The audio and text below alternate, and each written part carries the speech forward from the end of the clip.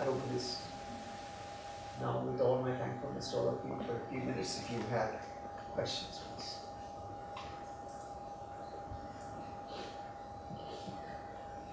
I was going blah, blah, blah, blah, blah, so much. So let me just, quiet for a while. I've got one question, actually. Please. So you were talking about, like, somebody can give you something and you can say, no, I don't want to take that. How do you determine whether or not something is good or bad to take or not take? If it happens, that. Because what happens in our life is very repetitive. We find that many things which make us happy or many things that make us unhappy, they're all being very repeated. We find life is very repeated. From morning till night, what you do every day, they're very repeated. You know it very well. Your conscience will tell you that there are certain things which make you unhappy. There are certain things which a few stones will be thrown upon you and suddenly you find there are different kind of ripples in your brain. You know it better.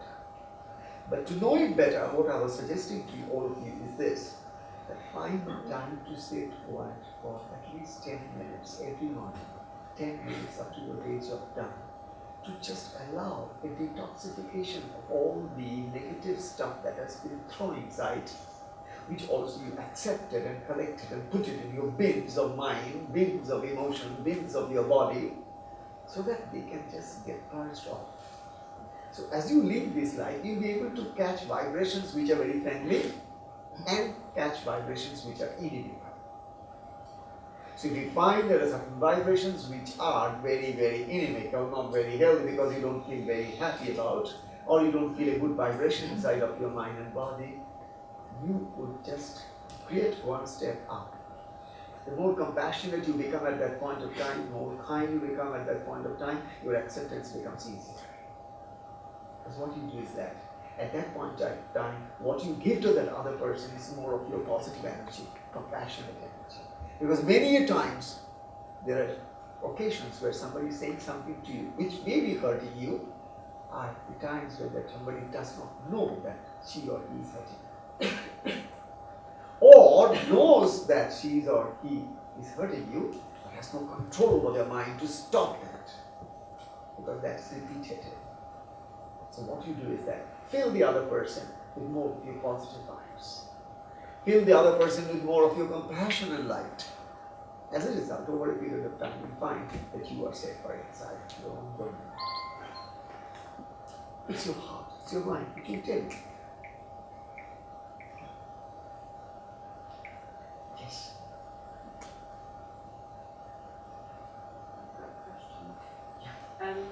Birds singing in the morning. Beautiful.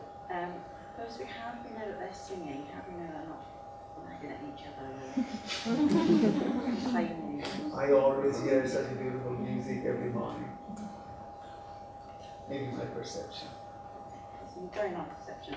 And why is it just in the morning? Why are they not sort of singing or nagging at each other? Because early morning is a time, it's more like a message to me. That's the time in the beginning of the day. So maybe it's happening throughout the day. And I was trying to share with all of you that it is how you begin the day, which is profoundly important for the rest of the day. Because your resonance effect will continue. If it happens, you wake up one fine morning and something goes boom. You carry that boom all through your day till night you get back to your bed. It's very important how you program your mind every morning, because if you don't fill it with tremendous love and gratitude, I would again say these two words are the words not yours and mine, the words of the universe. Universe speaks to us in this language of gratitude and love. I was really stunned when I saw, you must have heard about Sumoto, who is a Japanese scientist who worked on water crystals. He did a unique scientific research and investigation where he basically froze the water to a particular degree, and then until such time the water droplets created some beautiful, what we call as crystals. And then crystals are okay, but the difficult part was at that point of time to catch a photograph. Somehow for 6, 8, 9 months he tried and finally could catch one such lens through a photograph. The beauty is that the water, what he did is that in a water bottle, he just wrote love and gratitude and put that level inside so that the water can leave it, not from outside, inside so that the water can leave it. So he put love and gratitude. In another bottle of water, same water, he put the another level, hate. I hate you, something like that. He froze his water and tried to take the crystals, and he was stunned to see this particular water crystal that was formed in I love you or love and gratitude. The crystal was so beautiful, it was like a diamond, priceless beauty. And the other one, I hate you, it did not form, the first thing first, it did not form any crystal, and it was a completely broken, shattered kind of a thing. If you see those two pictures, you'll be absolutely stunned. Is this a possibility? And the best part of it is,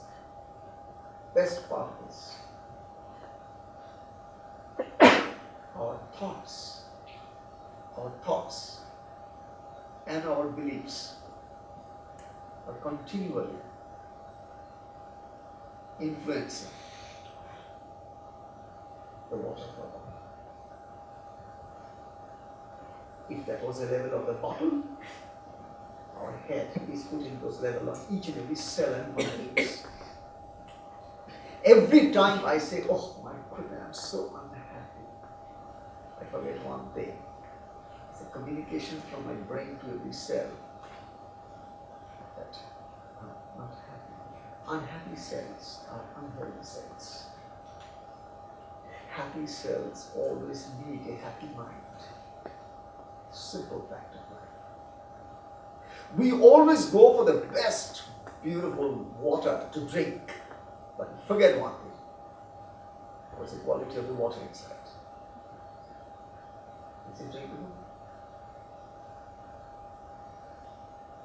Because our thoughts and our emotions, if they are negative, then the water inside our body also is not as clean to form the beautiful crystals.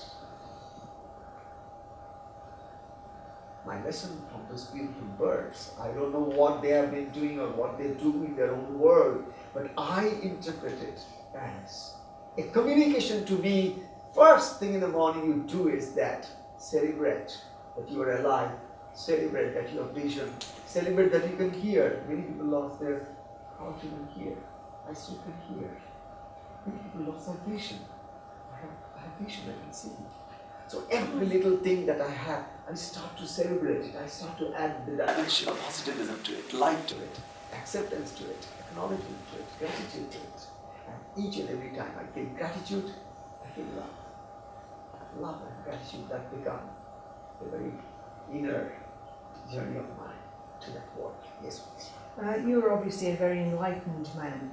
Can you remember back before this process began? How were you then? Who would we have seen prior to this? Very true. And how long did it take for this incremental change to take effect? Is it like somebody starting to pray? Is it a matter of practice? Yeah. I think it was there with me from early childhood, first and first. But the greatest change came into me when I had an encounter with a wonderful person when I was 16. He was a great saint in India, yogi par excellence. And he was visiting the town that I was living in. I was a student at that time. And I heard that he could sing very well, so I was attracted, so I went there. And I found that when he was singing some devotional chants, he went into a trance. And something was there between me and him, and when he looked at me and I looked at him, something happened. And since then, life was not the same for me, because things that was very attractive to me, things that would always pull me, was no longer having to be sheen anymore. And then when I had initiation from him, the path of yoga and the path of higher elevation life, it was a practice that I started doing it regularly. And of course, I was teaching in a college, and then I couldn't manage it anymore. I couldn't manage because I found I was not doing justice. Something else was calling me deeper, a call from my inner heart, my inner soul, my spirit. So I left my job and then I joined the monastery of my master. And then at the time I was 26, and now today I'm 67. Thank you. But one thing is sure, the longest journey starts with the first day. Simple. 1,000 miles of the travel always begins with the first day. I can make myself happy provided I take charge of my